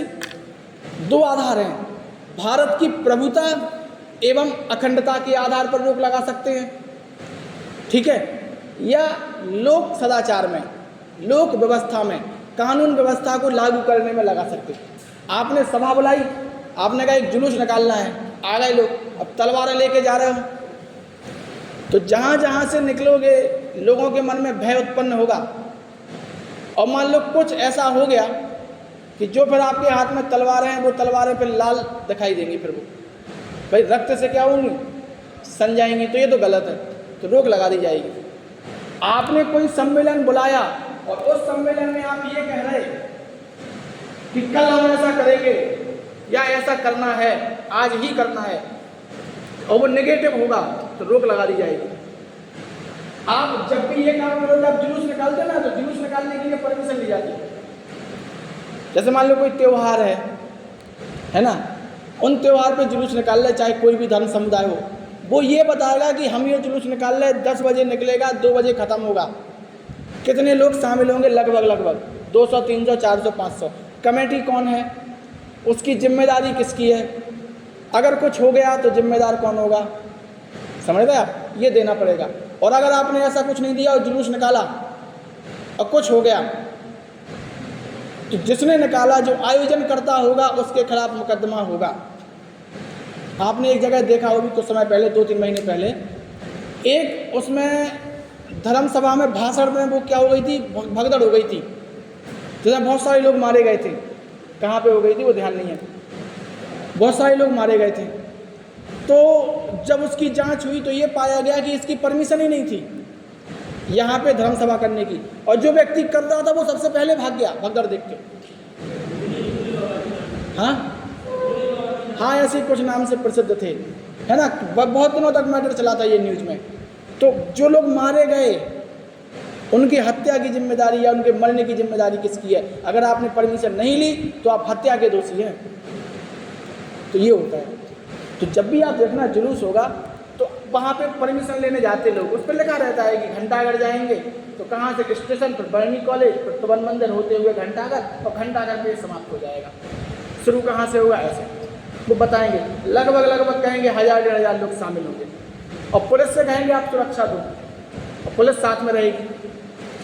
ऐसा होता कि नहीं होता? किसी भी धर्म का हो आप देख लो, चाहे हिंदू धर्म का हो, चाहे मुस्लिम का हो, चाहे किसी भी धर्म का हो, है ना, तो उसमें ये होता है, जो पहले देनी पड़ती है। जो कमेटियाँ होती हैं वो परमिशन मांगते हैं। अगर परमिशन नहीं दे सरकार तो ऐसा करते, वो ट्रैक बदल देते। वो कहेगी नहीं यार भीड़ भाड़ होगी, ट्रैफिक है, कम भीड़ कर लो, तो कहेंगे कम भीड़ कर ले रहे, नहीं कर रहे तो रास्ता दूसरा बता देंगे कि भाई यहाँ से ना जाके यहाँ से चले जाओ।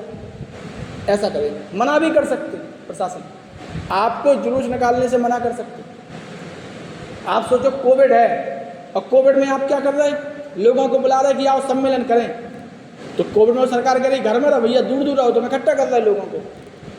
तो ये तो लोक व्यवस्था है ना, लोक व्यवस्था के आधार पर रोक लगा देंगे, ठीक है। यहाँ पर 2 ही आधार है जिन पर रोक लगाते हैं, ठीक। लाइन चेंज करना, नंबर 3 डालना। नंबर 3,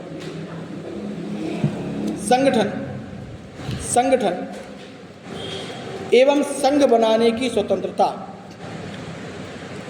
संगठन एवं संघ बनाने की स्वतंत्रता।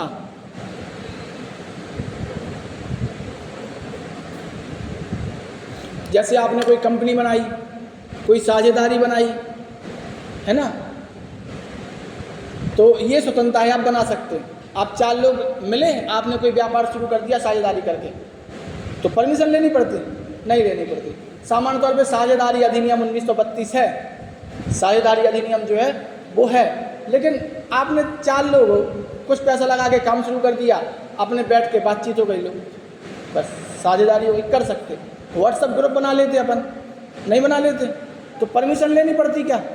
नहीं लेनी पड़ती। तो ये है, आप क्या नाम वो बना सकते, ग्रुप बना सकते, रोका नहीं जाएगा। लेकिन ऐसा कोई ग्रुप नहीं बनाओगे जो सदाचार के हित में ना हो, लोक व्यवस्था के हित में ना हो, भारत की प्रभुता और एकता और अखंडता को दूषित करता हो। आपने कोई ग्रुप बनाया और कह रहे हैं इस ग्रुप का उद्देश्य भारत की बर्बादी है, इस ग्रुप का उद्देश्य हत्या करना है ना, तो ये नहीं। इस ग्रुप का उद्देश्य लोगों में भय उत्पन्न करना है, या इस ग्रुप का उद्देश्य कोई भी है, तो आपने कोई ऐसा ग्रुप बनाया जो नकारात्मक कार्य कर रहा है तो रोक दिया जाएगा, बंद कर दिया जाएगा, आपको भी जेल में डाल दिया जाएगा। ये जैसे कोई आतंकवादी संगठन है ना। लेकिन मान लो आपने एक ग्रुप बनाया कि आप 5 लोग हो और छोटे छोटे बच्चों को पढ़ा रहे फ्री में, कोई इधर पढ़ा रहा है आज, कोई उधर ऐसे, तो ये तो समाज के लिए अच्छा कार्य है, बना सकते, कोई दिक्कत नहीं है, ठीक है। आप इलाहाबाद वगैरह में देखोगे तो वहाँ पे स्टूडेंट करते हैं कोचिंग के, जो कोचिंग होती है उनके कुछ छात्र होते, वो हर छात्र से 1 दिन सर्विस लेते कि आप आज की तारीख में आपको इस मोहल्ले में जाना है, वहाँ 2 घंटे पढ़ाना, और साल भर में 1 या 2 बार आपका नंबर आता है, तो कोई दिक्कत है क्या? नहीं है। और पढ़ाना कहाँ पे है? जहाँ आपका रूम है उसके बगल में ही वो व्यवस्थाएं बना देते। जिस कोचिंग में हम थे वो लोग करते थे ऐसा, ठीक है। तो ये तो सही काम है, कोई इसमें बुराई है क्या? नहीं है। अगर वो कहें कि चलना है, किसी को मारना है, कूटना है, पीटना है, तो गलत है। अपन दोस्त नहीं कहते कि दोस्त ने बोला करने का तो करने का, फिर उसके बाद वो हमने कब कहा था करने का, तुमने अपने आगे कर दिया, है ना। ये नंबर 3 लिखना, नंबर 3 तो हो गया, 4 लिखना। नंबर 4, भारत के राज्य क्षेत्र में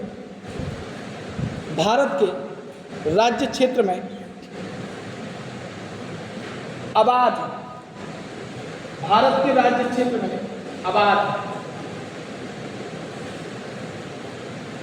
संचरण की स्वतंत्रता, अबाध संचरण की स्वतंत्रता।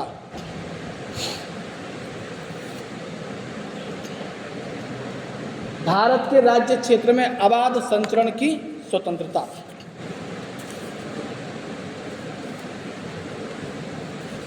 पूरे भारत में आप कहीं भी घूमने जा सकते हैं, चले नहीं जाते? हाँ, कुछ जगह ऐसी है कि वहाँ पे रजिस्ट्रेशन कराना पड़ेगा, तो वो ज़रूरी है, ठीक है। वो आपने कराया, चले गए, तो कहीं भी जा सकते हैं आप। जैसे पहलगाम में हुआ, तो पहलगाम में लोग जा सकते हैं, जम्मू कश्मीर घूमने जा सकते हैं, आप वो गए, उनकी सुरक्षा की जिम्मेदारी सरकार की है, प्रशासन की है। वहाँ पर सुरक्षा में चूक हुई और उनकी हत्या हो गई। भाई सुरक्षा में चूक ही तो हुई कि उनकी हत्या हो गई, आतंकवादियों ने क्या कर दी, हत्या कर दी। तो कुछ ऐसी जगह है जहाँ पर आपको जाने से रोक सकते हैं। जैसे कोई एसटी क्षेत्र है, अनुसूचित जनजाति है, और वो अनुसूचित जनजाति अपने आप को मुख्य धारा से अलग मानती है, जंगलों में रह रही है, आप वहाँ चले गए तो वहाँ आपके जीवन को खतरा है। अभी कुछ समय पहले, 2-3 साल पहले, अमेरिका का एक यात्री था, वो भारत घूमने आया था, वो अंडमान निकोबार में बिना परमिशन के चला गया, उस क्षेत्र में चला गया जहाँ परमिशन नहीं थी जाने की। अगर आपको वहाँ जाना है तो प्रशासन की परमिशन, वो अनुमति जरूरी है। वो चला गया वहाँ पे उन अनुसूचित जनजाति के लोगों ने उसकी धनुष बाण से हत्या कर दी, मार दिया उस व्यक्ति को। और जब उसको मारा तो फिर सरकार को खबर आई या खबर लगी, तो फिर अमेरिका जवाब मांगेगा कि भैया हमारा नागरिक मर गया। अमेरिका में जो मानवाधिकार हैं वो बहुत तेज़ी से लागू हैं, वहाँ पर किसी भी व्यक्ति के मानवाधिकार को छीन नहीं सकते। और यही तो उसकी हत्या हो गई। जब वो उन्होंने पूछा होगा सरकार से, सरकार ने बताया होगा कि इसकी हत्या उस क्षेत्र में हुई जहाँ पर जाने की इसको अनुमति नहीं थी, ये चोरी से चले गए, बिना बताए चले गए। ये अपराध है हमारे यहाँ। हम अपने देश के नागरिकों को नहीं जाने दे, तुम तो ये विदेशी हो, कैसे चले गए? भारत में बहुत सारी जनजातियाँ ऐसी हैं, उनको पता ही नहीं है कि अभी ये मिसाइल क्या है, राफेल क्या है, मोदी जी क्या है ना, अखिलेश यादव क्या है, नहीं पता। उनकी भाषा ही अलग है। गिने चुने लोग हैं, उंगलियों पे गिने जाएंगे, किसी में 10 हैं, किसी में 20 हैं, किसी में 50 हैं, ऐसे जंगलों में रहते हैं, है ना। तो ये इनको क्या पता कि तुम कौन हो, इनको क्या पता कि तुम वीडियो बना रहे हो, वो तो मार देंगे। ठीक है, तो ये तो आप कहीं भी नहीं जा सकते। आप पूरे भारत में आवास संरक्षण कर सकते बिल्कुल, लेकिन रोका जाएगा ऐसी जगह जहाँ परमिशन लेके जानी हो। आप कचहरी चलेगा, घूम रहे, कोई दिक्कत नहीं है, लेकिन डीएम साहब के रूप में जाओगे तो बाहर खड़ा रहेगा व्यक्ति, तो कहेगा क्या बात है, कुछ नहीं, देखने जा रहा है कैसे वैसे, ठीक है ठीक है बस आ गए। ऐसे नहीं होगा ना। आप चलेगा इसरो में, इसरो के हेड क्वार्टर चलेगा, वहाँ देख रहे हैं कि हमें तुम ये बताओ कि ये सैटेलाइट लॉन्च कैसे होते हैं, हम देखने आए, तो देख पाओगे नहीं। आप राजघाट बांध चले गए, तो राजघाट बांध के अंदर जो सिस्टम लगा हुआ है वो परमिशन दे देते, आपको बताते हैं, घुमाते हैं, दिखाते हैं, ठीक है, लेकिन अगर उन्होंने परमिशन देने से मना कर दिया तो नहीं जा पाओगे फिर, है ना। तो ये तो आवास संरक्षण का मतलब ये है कि ललितपुर में कहीं भी घूम सकते, तो क्या हमारे घर में घुस जाओ, ऐसा नहीं कर सकते ना। तो ये है, हाँ परमिशन लेके तो भाई चले जा सकते, भाई परमिशन मिल गई है। जैसे संसद भवन घूमने जाना है जा सकते, राष्ट्रपति भवन जाना है चले जाओ परमिशन लेके, वो बताएंगे आपको, घुमाने वाले लोग होंगे बताएंगे आपको। राष्ट्रपति भवन में जो कह सकते हैं कि जो गार्डन है, उन गार्डन में घुमाएंगे, बताएंगे आपको जो किस्में हैं जो फूल पौधों की, कि ये कौन कौन सी किस्में हैं। तुम कहोगे हाँ मैं क्या देखना, ये हमें तो बताओ राष्ट्रपति को कितनी तनख्वाह मिलती है, क्या क्या खाते हैं, क्या पहनते हैं, है ना। ये तो ये सब तो आवास संरक्षण कर सकते, कहीं जा सकते, लेकिन ऐसा नहीं कि जैसे आप कहीं गए घूमने और वहाँ पे लिखा है कि खुलने का समय 2 से 5 बजे तक का, तो आपको 2 बजे इंतजार करना पड़ेगा। ऐसा नहीं कि हमारे खुलवा हमारी ट्रेन ही 1:30 बजे है, तो ये नहीं होगा। ठीक है, आवास संरक्षण में आपका जैसे किसी स्कूल में घुस जाओ आप, तो वो आपसे पूछेंगे क्या काम है, तुम कहोगे नहीं हमारा मौलिक अधिकार है संरक्षण करने का, तो वो कहेगा हमारी प्राइवेट प्रॉपर्टी है, ये टांगें तोड़ देंगे अगर दोबारा आए तो, है ना। तो ऐसे नहीं होगा, प्राइवेट में आप ऐसे ध्यान रखना, आवास संरक्षण रोका जा सकता है। लिखना, इसी में लिखना, साधारण जनता के हित में, साधारण जनता के हित में तथा किसी अनुसूचित जनजाति के संरक्षण के लिए, किसी अनुसूचित जनजाति के संरक्षण के लिए निर्बंधन लगाया जा सकता है, निर्बंधन लगाया जा सकता है।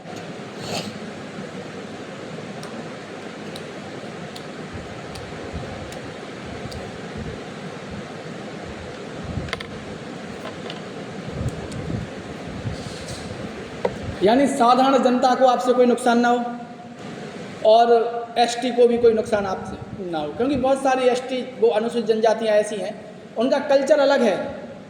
जैसे एक जनजाति है थारू, थारू जनजाति शायद थारू ही है, जो दीपावली को सुख का त्यौहार मनाती है, वो दुख का त्यौहार मनाती, और आप दीपावली को सुख का त्यौहार मनाते, और आप ऐसी जगह रह रहे जहाँ पे थारू रह रही है और मान लेते हैं कि वो दीपावली के दिन रो रहे, आप हंस रहे, फिर आप कहोगे क्यों रो रहा है, वो कहेंगे कि दीपावली हमारे लिए दुख का त्यौहार है। तुम कहोगे दिमाग खराब है क्या, लड़ पड़ोगे, बंदूक लेके आओगे, उनके पास बेचारों के पास बंदूक होगी नहीं, है ना। तो ये विवाद ऐसे ना हो, उनके संरक्षण के लिए।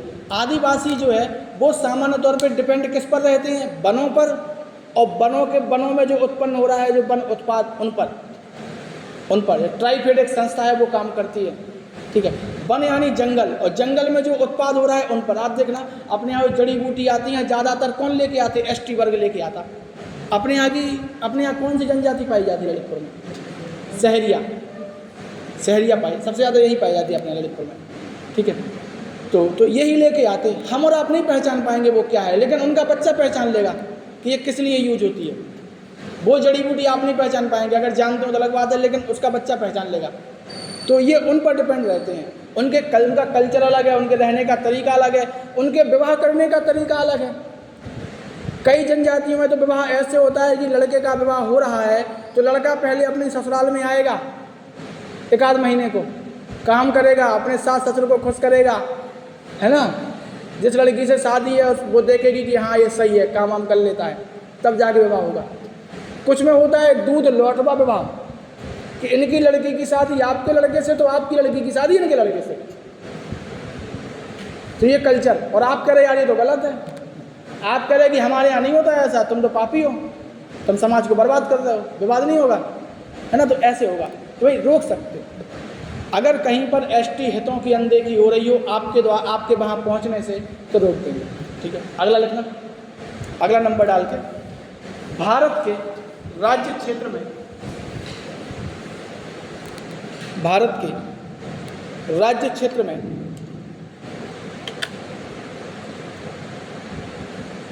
भारत के राज्य क्षेत्र में कहीं भी निवास करने, कहीं भी निवास करने, भारत के राज्य क्षेत्र में कहीं भी निवास करने, निवास और बस जाने की स्वतंत्रता, बस जाने की,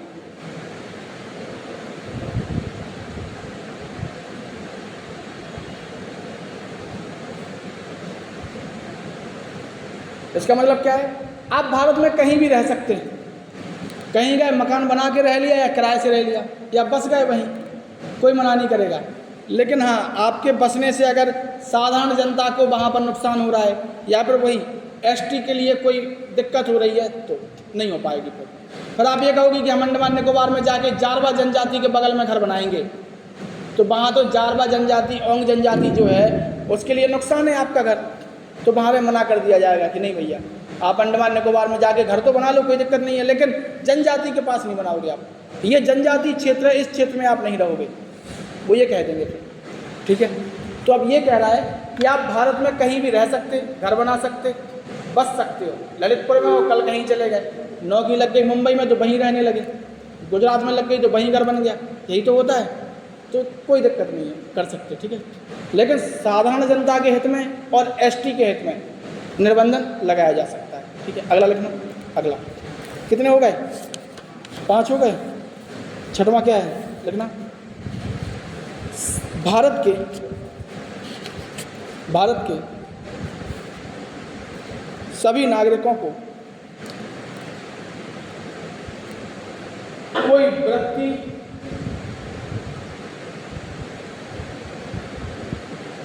आजीविका, कोई वृत्ति, आजीविका, व्यापार या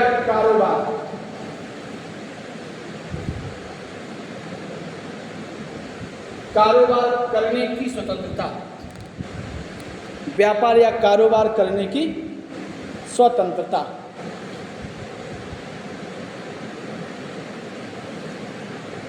अपन कोई भी व्यापार कर लेते, चाय की दुकान खोलनी खोल ली, समोसा का ठेला खोलना है खोल लिया, चले नहीं चले अलग बात है, लेकिन खोल लिया, नहीं कर लेते, कुछ भी कर सकते हो।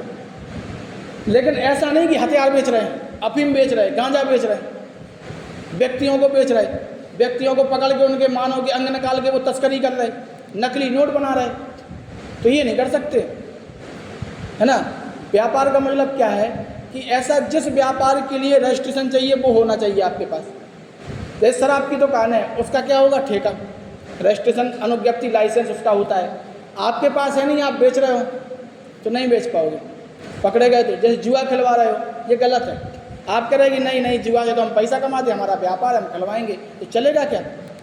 नहीं चलेगा ना। वृत्ति, आजीविका, व्यापार, कारोबार आप कर सकते कोई भी, लेकिन ऐसा व्यापार जो समाज के हित में ना हो या ऐसा व्यापार जो अनैतिक हो, वो आपको रोका जाएगा। जैसे बहुत सारे स्थान ऐसे हैं, तीर्थ स्थान हैं, वहाँ पे मांस नहीं बिकेगा, वहाँ पे अंडा नहीं बिकेगा, वहाँ पे शराब नहीं बिकेगी। जैसे अभी कुछ समय पहले मध्य प्रदेश के मुख्यमंत्री माननीय मोहन यादव जी जो हैं अभी, उन्होंने कुछ ऐसे क्षेत्रों को घोषित कर दिया कि यहाँ पे शराब नहीं बिकेगी। जैसे ओरछा, उज्जैन, है ना, ये जो क्षेत्र हैं, ये 2 ही नाम याद आ रहे, और भी होंगे, महाकालेश्वर, जो भी है ऐसे क्षेत्र जहाँ पे धार्मिक स्थल है, जहाँ पे ये शराब नहीं बिकेगी, उन्होंने बंद कर दिया। लेकिन अलग अगले जिले में बिक रही है, ललितपुर में नहीं बिक रही, मान लो झांसी में बिक रही है, ठीक है, ये तो वो तो अलग बात है। कोई वहाँ से ला के ललितपुर में बेच रहा तो अपराध है ये, ठीक है। तो ये जैसे कि आपने देख रहा कई जगह मांस बिकता है, मान लो, तो मांस वाला क्या यहाँ बैठ के बेचेगा? उसको एकांत जगह दी जाती है भाई, वहाँ बैठ के, और एकांत जगह है तो वो चारों तरफ से उसको बंद किए रहता है ना, ये है। जो मान लो खाते हैं वो अलग है, जो नहीं खाते हैं वो अलग है। भाई खाने वाले का अधिकार है, तो जो नहीं खाता है उसका भी तो अधिकार है कि वो ना देखे। ये है, तो समाज के बीच में ये नहीं होगा। प्रति आजीविका व्यापार कारोबार आप कर सकते, करते ही हैं, लेकिन ऐसा कुछ नहीं करेंगे जो अनैतिक हो, वो रोक लगा दी जाएगी। टिकट ब्लैक कर रहे हो, है ना, ये नहीं होगा। जैसे आपने रेलवे की टिकट बुक की मान लो किसी की, और गलत तरीके से बुक कर दी, तो अभी कुछ समय पहले स्टेशन के 2-3 लोग बंद हो गए थे, जेल चले गए थे। रेलवे की टिकट बुक करते थे तो वो अपनी आईडी से पैसा काट देते होंगे, कुछ भी कर देते होंगे पर्सनल आईडी से, तो उस आधार पर बंद हो गए थे लोग। एक लड़का है वो बंद हो गया था, जेल में रहा। जब वो छूट के आया तो हमसे कह रहा हमने कहाँ गए थे, बोले जेल में थे। तो मैटर बताया, हमने कहा दुखद है, कह रहा काय का दुखद है, महात्मा गांधी जेल गए थे।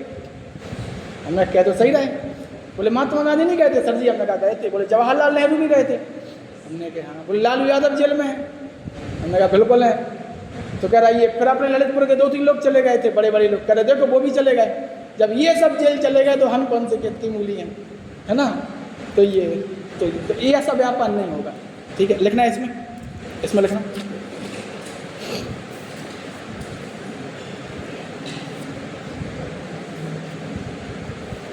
लिखना किंतु साधारण जनता के हित में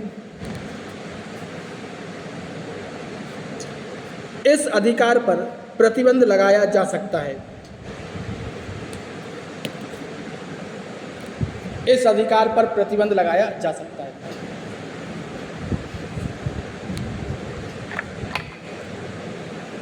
इस अधिकार पर प्रतिबंध लगाया जा सकता है, या विधि द्वारा योग्यता निर्धारित की जा सकती है, या विधि द्वारा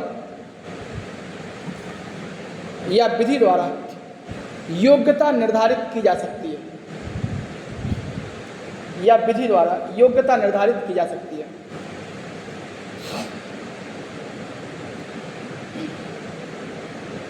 अब सिंपल सी बात सोचो, हमने आपसे कहा कि हमें 10,000 रुपये ट्रांसफ़र कर दो, या हमने आपसे कहा कि हमारा कोई दोस्त है उसको 10,000 ट्रांसफ़र कर दो, आपने फ़ोन पे कर दिया, हमने आपको 10,000 दे दिए।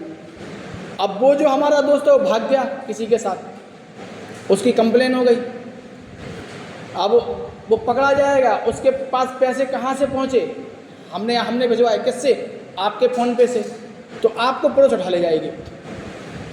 फिर आप कहोगे हमने कहा तो हमें उठाएगी, लेकिन कूटेगी तुम्हें।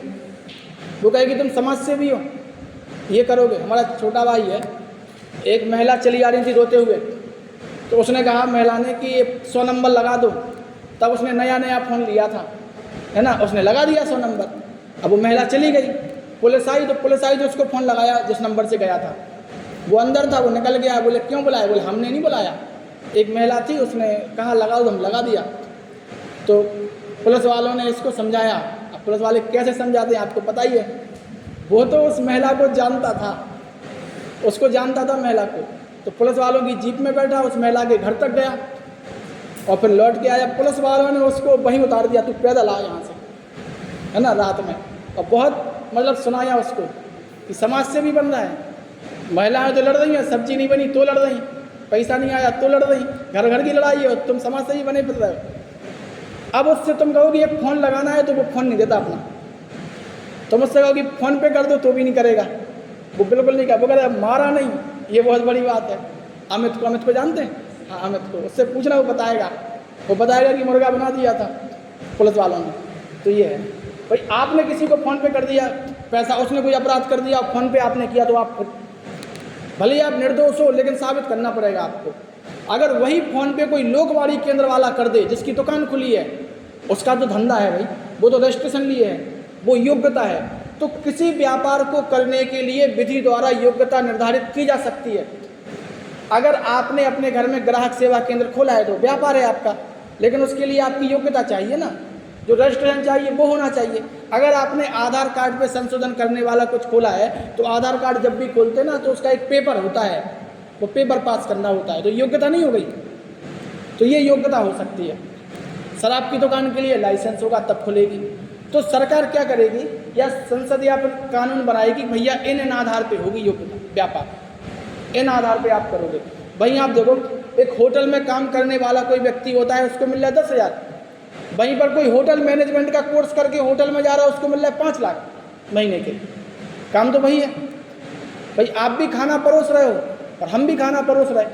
हम ललितपुर के ढाबे में हैं, तुम मुकेश अंबानी की होटल में हो और तुमने होटल मैनेजमेंट का कोर्स किया हुआ है, तो तुम्हारी सैलरी क्या है? तुम कोट पहन के परोस रहे, हम तौलिया डाल के परोस रहे, है ना। ये है, तो योग्यता निर्धारित हो सकती है, तो व्यापार में योग्यता हो सकती है। ठीक है, इसी में लिखना एक केस है, लिखना आगे, लिखना ओम प्रकाश बनाम, ओम प्रकाश बनाम उत्तर प्रदेश राज्य, ओम प्रकाश बनाम उत्तर प्रदेश राज्य। केस 2004, ओम प्रकाश बनाम उत्तर प्रदेश राज्य, केस 2004 में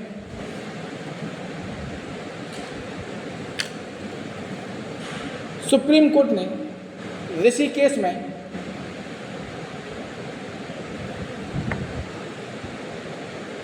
में अंडा बेचने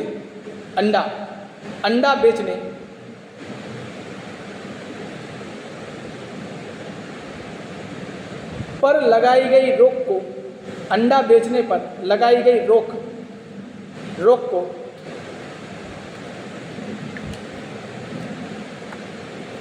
साधारण जनता के हित में माना, साधारण जनता के हित में माना।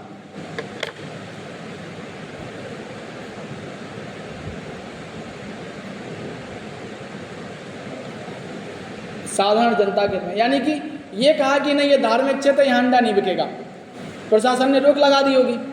अब जो व्यापार है वो चले गए होंगे कोर्ट कि भैया व्यापार करना तो हमारा मौलिक अधिकार है, तो वो कोर्ट चले गए। कोर्ट का जो सुप्रीम कोर्ट ने कहा कि नहीं ये सही है, आप यहाँ पर अंडा नहीं बेच सकते, आप दूर जाके अंडा बेचो, ये कह दिया कोर्ट ने। भाई यहाँ पर साधारण जनता के हित में, सिंपल सी बात सोचो कि वहाँ पर एक मंदिर है और यहाँ से लोग उस मंदिर को जाते हैं और रास्ते में मांस मदिरा ये सब बिक रहा है, तो उन पर क्या प्रभाव पड़ेगा, इसको देखते हुए वहाँ पर रोक लगाई जा सकती है। ठीक है, ये है अनुच्छेद 19। ठीक है, चलो 20 अपन करेंगे कल डिस्कस। ठीक है, बहुत बड़ा आर्टिकल था, ख़त्म 5-10 मिनट में ख़त्म हो जाता है। वो तो क्या है कि पुलिस में उल्टे सीधे क्वेश्चन आते, बिहार में, एमपी में, यूपी तो फिर भी ठीक है, यूपी पुलिस का पेपर इतना खतरनाक नहीं आता, इतना एमपी वगैरह का आता, बिहार का आता। बिहार में तो पता नहीं वो क्या क्या, साइंस ही ऐसी पूछते, साइंस को ऐसा पूछेंगे न्यूटन के नियम को कि न्यूटन भी आएंगे तो वो सोचेंगे अच्छा ये हमने किया। ऐसे रेलवे में तो ये दिक्कत हो जाती है, पढ़ लेना एक बार। ठीक है, और क्वेश्चन लगाते